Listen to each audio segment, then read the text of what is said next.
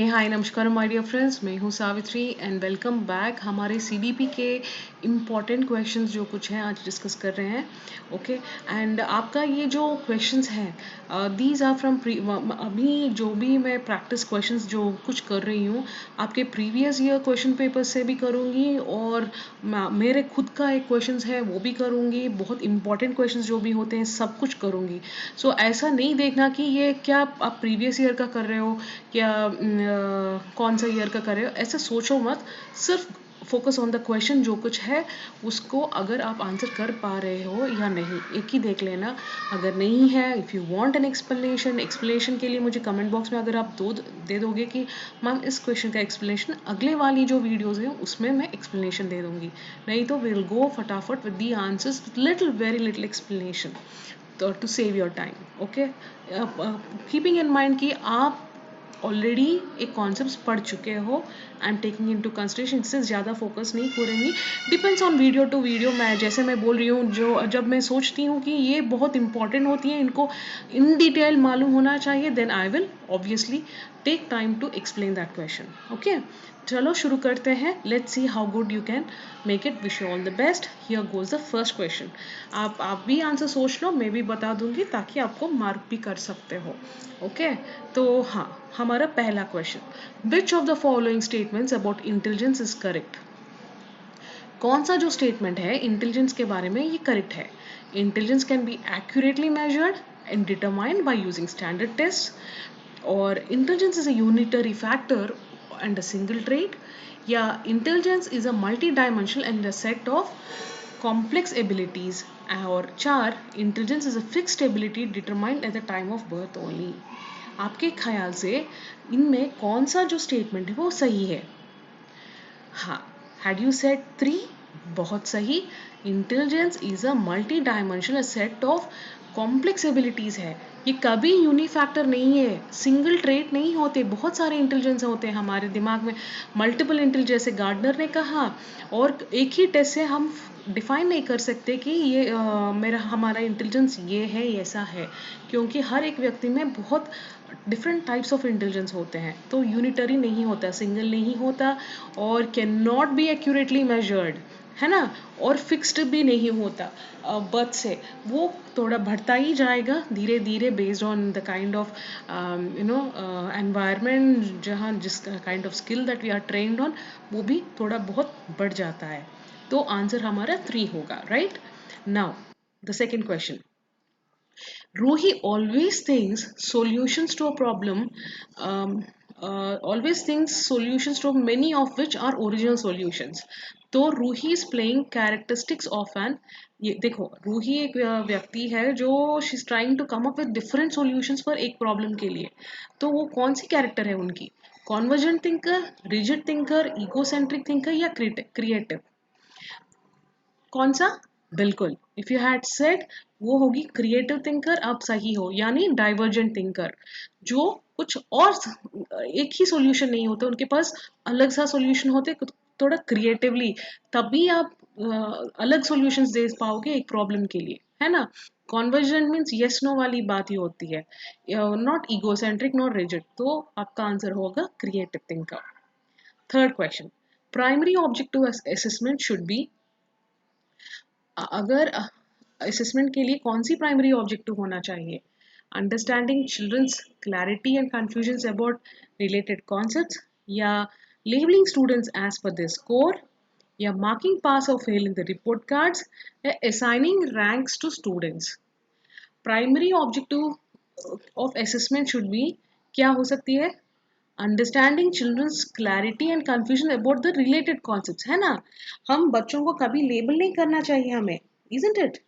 क्या थोड़ी ना हम लेबल करेंगे बच्चों को, नहीं करना। We are suppose to understand कि बच्चों को क्लैरिटी नो उनको क्लैरिटी हो, कोई कंफ्यूजन नहीं है उन टॉपिक्स में। ये होती है हमारी असेसमेंट, और उनको कैसे उनका कंफ्यूजन क्लियर करके और भी अच्छे कैसे सिखाएं, यही होता है। Objective is to take a feedback, get a feedback, और उस फीडबैक से कैसे हम इम्प्रूव कर पाए। तो आंसर आपका वन होगा यहाँ, third question. Now coming to the fourth. In an inclusive classroom, a teacher individualized education plans. Inclusive classroom में टीचर्स इंडिविजुअलाइज्ड एजुकेशन प्लान्स कैसा होना चाहिए, वो उनको occasionally प्रिपेयर करना है, फर्स्ट ऑप्शन। दो, शुड एक्टिवली प्रिपेयर। तीन, शुड डिस्करेज द प्रिपरेशन। या चार, शुड नॉट प्रिपेयर। देखो, इन इंक्लूसिव क्लासरूम बहुत ज़रूरी होती है कि टीचर को इंडिविजुअल एजुकेशन प्लान्स बहुत एक्टिवली प्रिपेयर करना है। तो आंसर आपका क्या होगा? टू होगा, that is should actively prepare, right? Isn't it so?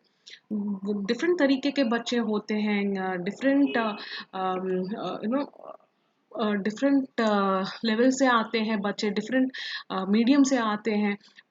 हर तरीके के स्पेशल चिल्ड्रन होते हैं, नॉर्मल चिल्ड्रन होते हैं, उनके हिसाब से, उनके रिलेटेड टीचर को बिल्कुल ज़रूरी होती है कि वो एजुकेशन प्लान बनाए, और वो भी एक्टिवली बनाए। Fifth one, the primary characteristic of children with dyslexia includes. जब डिसलेक्सिया मीन्स क्या है? Fifth one, what do you mean by dyslexia? Means immediately आपको क्या मालूम होना चाहिए? This is the first question में मुझे बोलना है। हर एक एग्जाम में डिसलेक्सिया के बारे में दे देते हैं। Very rarely they will talk about any other disability also, लेकिन ये क्वेश्चन तो पक्का कैसे भी उल्टा पुल्टा करके भी ये डिसलेक्सिया वाली बात आ जाती है। तो B thorough with this. The primary characteristic of children with dyslexia includes, क्या है ऑप्शंस? One, divergent thinking. दो, इनएबिलिटी टू रीड फ्लुएंटली। तीन, engaging in repetitive locomotor actions. और चार, अटेंशन डिफिसिट डिसऑर्डर्स। क्या हो गई आंसर? हाँ, बिल्कुल।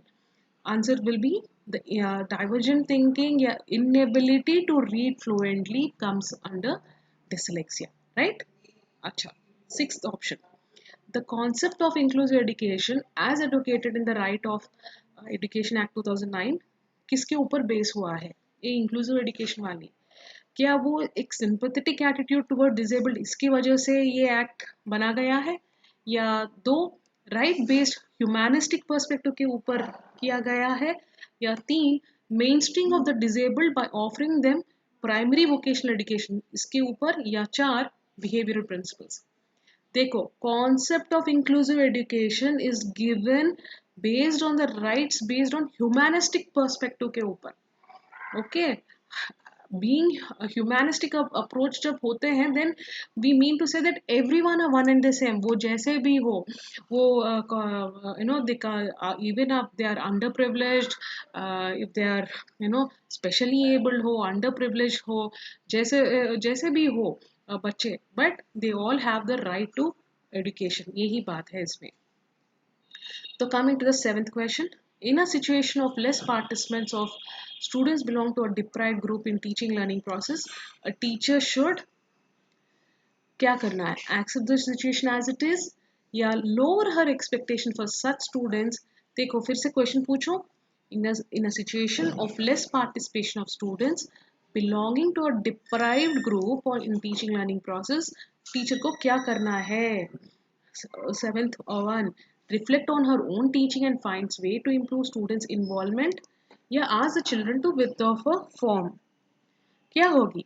बिल्कुल, जब बच्चे स्टूडेंट्स जो कुछ हैं वो उस प्रोसेस में एक्टिवली पार्टिसिपेट नहीं कर पा रहे हैं, तो टीचर को खुद को रिफ्लेक्ट करनी होगी ऑन हर टीचिंग, और स्टूडेंट को कैसे इन्वॉल्व करना है ये सोचना होगा। तो आंसर आपका तीन होगा, right?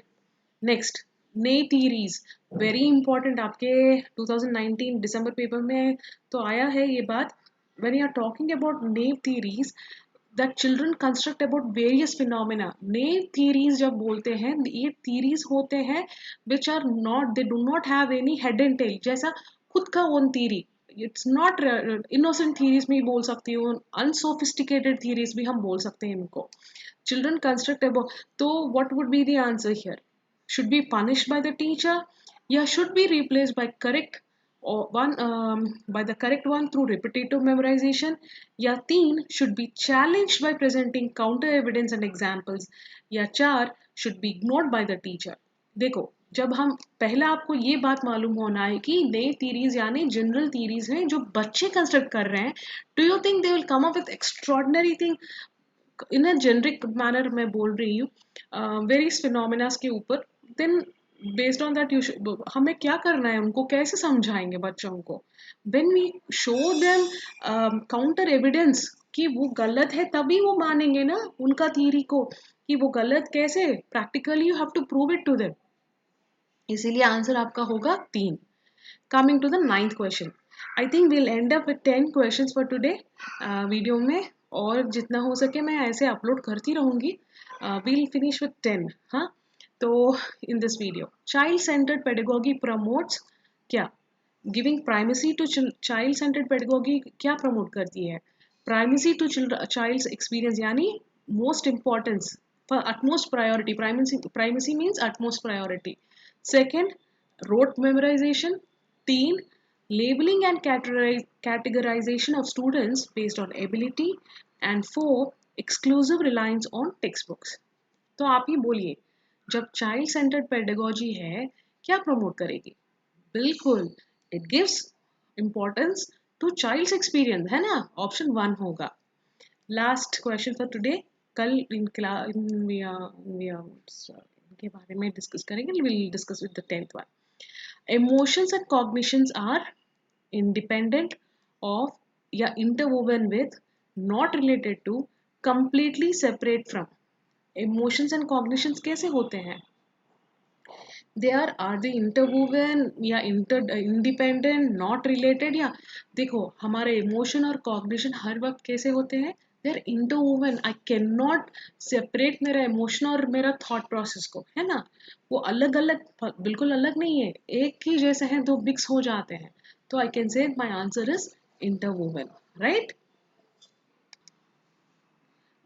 That's all for today, my dear friends. Don't forget to purchase this book of mine. मेरा CDP का book भी है, और don't forget to subscribe my channel, और जो भी है don't forget to press the bell icon to नीचे गए description ज़रूर देख लीजिएगा. Thank you for joining me till now. Take care. Bye bye.